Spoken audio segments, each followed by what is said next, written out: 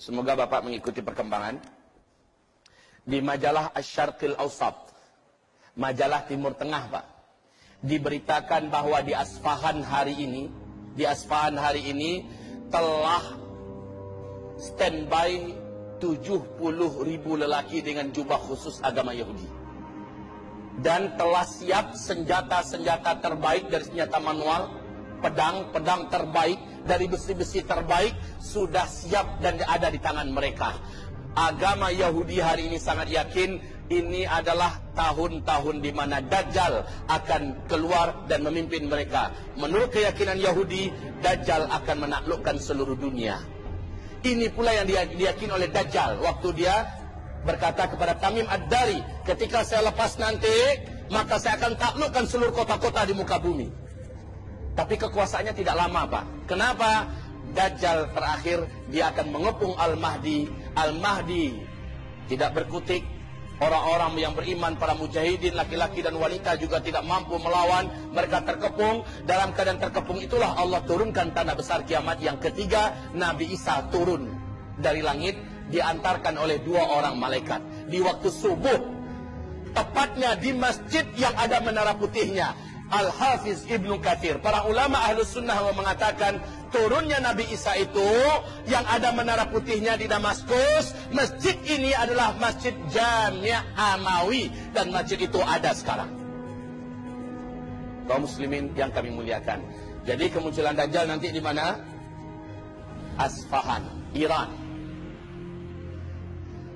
Selanjutnya kaum muslimin yang kami muliakan, siapakah calon-calon pengikut Dajjal ini?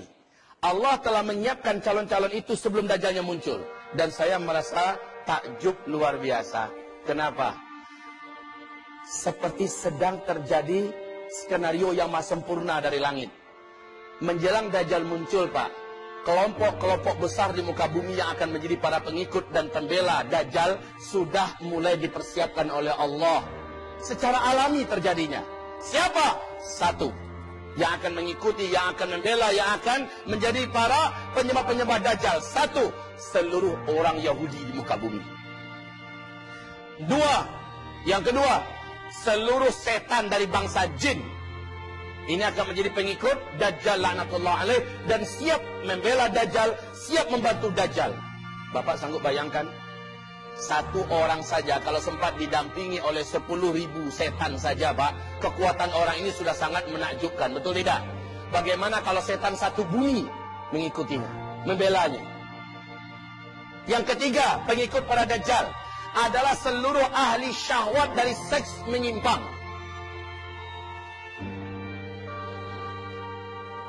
Para kaum LGBT. Dan itu sekarang di berbagai negara sudah mulai dilegal formalkan, betul tidak?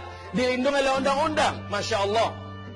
Kayak dipersiapkan oleh Allah Subhanahu wa ta'ala suasana menjelang Dajjal keluar. Kemudian yang keempat, umat Nabi Muhammad yang pencinta syahwat. Pencinta syahwat. Suka bersinah kesana kemari, suka dugem kesana kemari, suka melakukan maksiat ini, meninggalkan sholat, menelantarkan puasa dan segala macamnya. Maka para ahli maksiat ini, pemakan-pemakan riba, dan tidak mau ditegur, tidak mau dinasehati, mereka ini nanti ketika Dajjal keluar akan menjadi pengikut Dajjal. Ma'adzanallah. Yang kelima, pengikut Dajjal, kaum wanita. Kaum wanita. Makanya pesan Nabi siang tadi setelah kami sampaikan, pesan Nabi Muhammad, jika kamu dengar Dajjal sudah sampai ke kota kamu, pastikan istri kamu, pastikan anak-anak gadis kamu, saudari-saudari perempuan kamu, siapapun yang wanita dari muslimah, ambil mereka, tangkap mereka, masukkan ke dalam rumah. Ikatlah tangan-tangan mereka, ikatlah kaki-kaki mereka. Kenapa? Para wanita di akhir zaman, iman mereka rapuh serapuh-rapuhnya. Apalagi kondisi lapar yang sudah bertahun-tahun, haus yang sudah sangat menyiksa. Dan Dajjal datang dengan kekuatan magicnya, dengan hipnotisnya, dengan sihirnya. Di mana kota dia masuk, dia sebarkan sihirnya, dia sebarkan magicnya, dia sebarkan hipnotisnya. Dia punya daya tarik magnet yang sangat dahsyat. Kaum muslimin yang kami muliakan, ini yang kelima, para wanita. Ibu-ibu, mohon ibu menyimak dengan sebaik-baiknya. Rasulullah perintahkan kita semua dan bawa anak-anak kita sekalian, Pak. Dajjal pasti akan sampai ke kota Banjarmasin. Dajjal pasti akan sampai ke kota Banjarmasin. Tidak ada satu kota pun di muka bumi ini yang tidak akan dimasuki oleh Dajjal. Kaum muslimin, Rasulullah mengatakan agar kamu selamat dari Dajjal, lakukan 6 hal berikut. Camkan ini baik-baik. Yang pertama, di akhir zaman ini, seluruh umat Nabi tolong dalami kembali, tolong luruskan kembali pemahaman akidah. Belajarlah tauhid yang sahih, tauhid yang diajarkan Nabi Muhammad SAW dan para sahabatnya. Pastikan seluruh kita belajar lagi akidah yang benar, akidah Ahlus Sunnah wal Jamaah. Jangan lagi diributkan, ini akidahnya mana? Ini akidah Ahlus Sunnah wal Jamaah. Dari kitab-kitab para ulama kita yang terdahulu, kaum muslimin belajar. Para ulama kita, desak mereka agar mengajarkan apa itu syirik, agar mengajarkan kepada kita apa itu khurafat, agar mengajarkan kepada kita apa itu tauhid, agar mengajarkan kepada kita iman yang benar. Al-imanu billah wa malaikatihi wa kutubihi wa rusulihi wal yaumil akhir wal qadari khairi wa syarrih. Ajarkan dengan benar. Kaum muslimin, tolong baca kitab Fathul Majid, kitab tentang syirik, baca. Sebaiknya didamping oleh para alim ulama kita yang benar, karena kitab ini adalah kitab induk tentang masalah syirik. Ibarat Allah, belajar. Yang kedua, seluruh umat Nabi, kata Nabi, yang selamat di akhir zaman adalah orang-orang Islam dari umatku yang hidupnya dalam Islam benar-benar fanatik habis dengan Al-Quran dan Sunnah. Fanatik habis. Ini ada dalilnya, ini ayatnya. Ini ada dalilnya, ini hadisnya. Selama ada ayatnya, ada hadisnya, dan ulama ijma di atas itu, dia fanatik.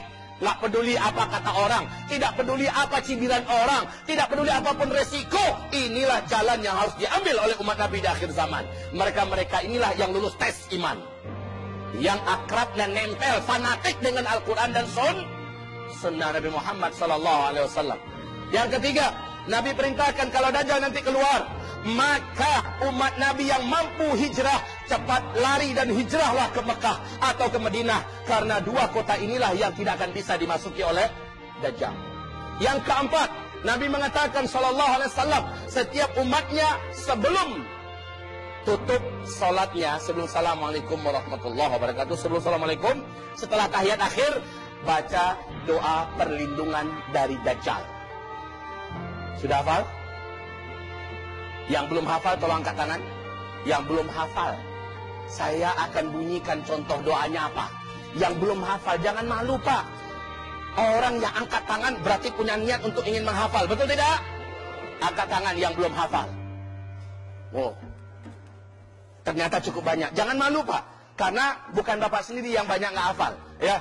Banyak yang belum hafal dari umat Nabi Muhammad. Apa itu doanya? Sama-sama ikuti saya. Allahumma inni a'udzubika min azabil qabri wa min azabin nar wa min fitnatil mahya wal mamat wa min fitnati al-masih ad-dajjal. Allahumma inni a'udzubika min azabil qabri wa min azabin nar wa min fitnatil mahya wal mamat wa min fitnatil masihid dajjal. Yang belum hafal, rujuk di kitab zikir akhir zaman. Itu doa-doa andalan akhir zaman, dituntunkan oleh Nabi kepada kita, tolong dibaca, Pak. Ya, dibaca.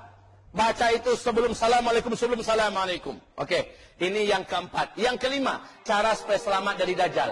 Nabi memerintahkan agar setiap umatnya, khususnya yang hidup di akhir zaman, agar menghafal surat Al-Kahfi 10 ayat pertama saja, atau 10 ayat penutup dari surat Al-Kahfi.